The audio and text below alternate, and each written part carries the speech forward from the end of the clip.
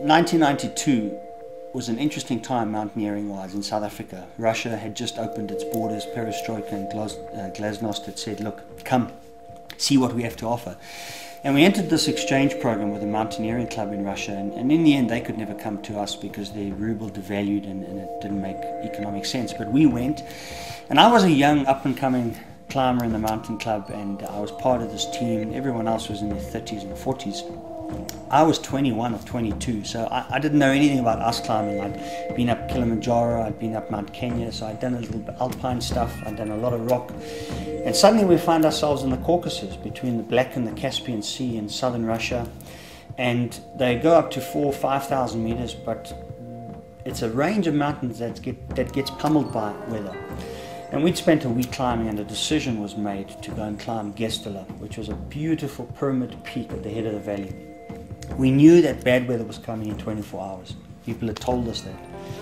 And I remember sitting on the side and guys making the decisions, we're going to try and get up and down before 24 hours. And a part of me was thinking, well, that's not going to happen, but a part of me was thinking, I want to be part of this. I want to make the first South African ascent of this mountain. We went, we got to the top of Gestala, and we got caught. It took us longer than 24 hours. And we got caught in an electrical storm. And to descend this route was complex because it involved climbing two smaller peaks to get to the summit of the main peak. So now we had to climb these two smaller peaks. And I'll never forget sitting in a shelter. Our Russian guys had said to us, throw your ice axes down, because the particular area we were in had a high incidence of lightning and electrical activity. And they said we must throw our ice axes down and just hunker down for 10-15 minutes, which we did. And then 10 minutes later they said, right, let's go. And nothing had changed. If anything, things had got worse. So even in my naive youth, I was thinking, but this isn't making sense. But I was still just following. I wasn't making any decisions of my own. And I was close to Martin, who was from South Africa, and we were climbing up to the summit, and we finally got to the summit of the last peak. The rest of our team had descended, and I was sitting with Martin, and one of the Russian guys was behind us. Now I was so petrified hearing electricity. I mean, it sounded like being in a static laboratory with electrical current buzzing all over the place. It was a terrifying sound.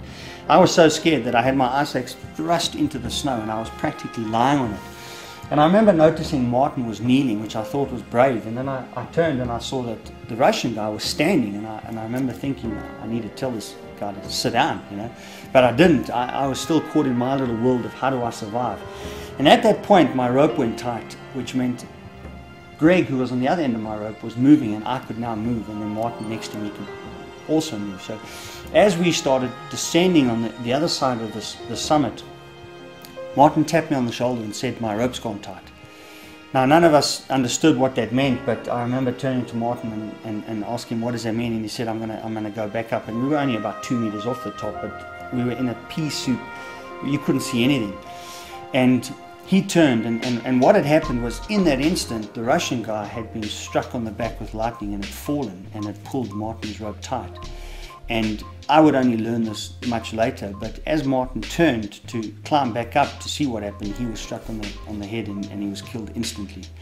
And I didn't know any of this because I was now stuck in a little shelter, just kind of cowering and eventually shouting from below. Guys were telling me to go back up, telling me that Martin was sick, because the Russian guy was now shouting down. I didn't understand what he meant by Martin was sick. I was thinking, does that mean he's got altitude sickness? And I said, I can't go back up. It's crazy. There's no ways I can go back up. My rope was tight, and then a Russian guy climbed up. And to cut a long story short, in the end, it transpired that Martin had been killed instantly. The Russian had survived. And what followed was about a 20-hour self-rescue, where we then had to lower the Russian guy and cut a ledge on a tiny little ridge and spend the night. We had hoped someone would come and help rescue us, but that couldn't happen because it was snowing further down the valley, and the next day we would have to continue the self-rescue.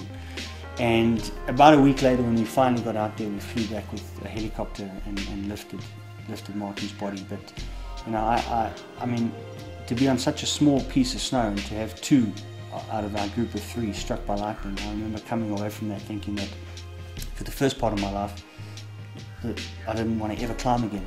And this was before I knew the Lord. I wasn't saved yet, so I didn't understand grace and protection.